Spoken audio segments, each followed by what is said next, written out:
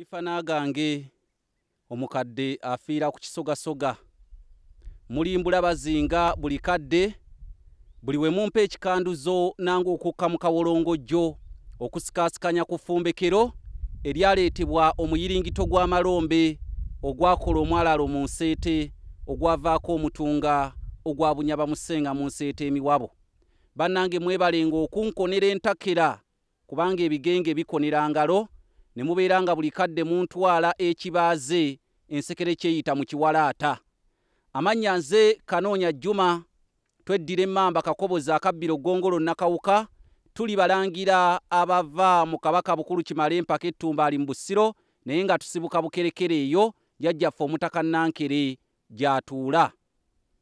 Bakadde bange nate olwaleero mbatabadde kubanga omunafu atabaala mulima wendeese ate Nazzikuno olutambi lw'ebyafaayo olusookedde ddala mu Bwakabaka bwa Buganda. Nazzikuno w'olwaleero akutuusibwako Abubeka Trading Company, Abubeka Trading Company and Project, nga kampani eno yetwalira bannayuganda mu ggwanga erya South Africa okubafunira emirimu, n'olw'ensonga eyo mubeere nga mubeekwata mu ngeri ya nkolo na kambe, ebintu byonna bibeere nga byenkanankana buzu n'empumu. Nazzikuno olwaleero gwe nkuleetedde yaliwa? Olwaleero Nazzikuno nkuleetedde ate kye tuyita wano wendi okusookera ddala ndi mu ttale. Wano wendi ndi mu ttale. Kakati ettale nga lino w'oliraba abantu mwe bajjanga okubeera nti nno ate bajjira essubi ery'okusogola omubisi.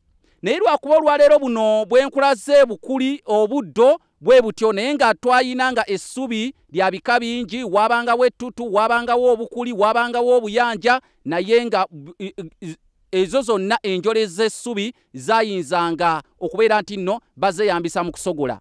Naye mukwano gwange, kino kye njagala okutegeeza olunaku luno olwaleero nti ettale lino ly'olaba bwe bajjanga okuggyiramu essubi, ewantu we bamaze okuggyira essubi ne babeera nga kugamba oba nga basaawawo nga baggyeewo essubi, kye baayitanga ekijjire.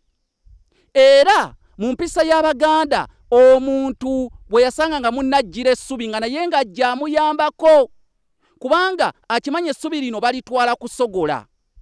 Balitwala kusogola ate waliwo alowooza nti mu kusogola oguliba omubisi gujja vaamu omwenge. Kati oli we yabanga tamuyambyeko bwe yatuukanga ono okuyiisa omwenge, ng'ono buli wamuga nti owa empaka kenge nyweko, ng'amugamba ajjukira nange we nali mu kuggira essubi tewannyambako. So essubi we baaliggyiranga mu ttale nga lino lyentuddemu, abantu oli we yalabanga munne ng'aggira essubi ng'amuyambako, oba oli awo naye aleme kumukwasa ku lunaku luli lwalibeera ng'ayiisa omwenge.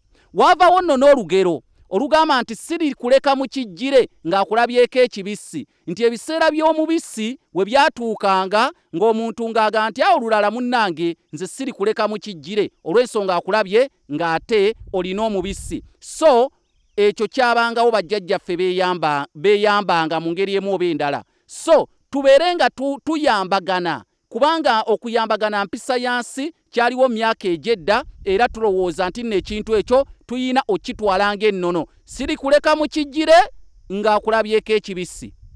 Embuulirire eno ekutuusiddwako Abubeka Nnyindo Kyezira, nnyini kampani eya Abubeka Trading Company and Project, asangibwa mu ggwanga lya South Africa. Kampani yokka bannayuganda ate mwe bagenda ne bafuna emirimu mu mawanga omuli South Africa, Botswana ne Lesotho. N'olw'ensonga eyo mumulabiranga ddala, era ennamba ya Abubeka Nnyindo Kyezira yeeyo gy'olengera ku screen.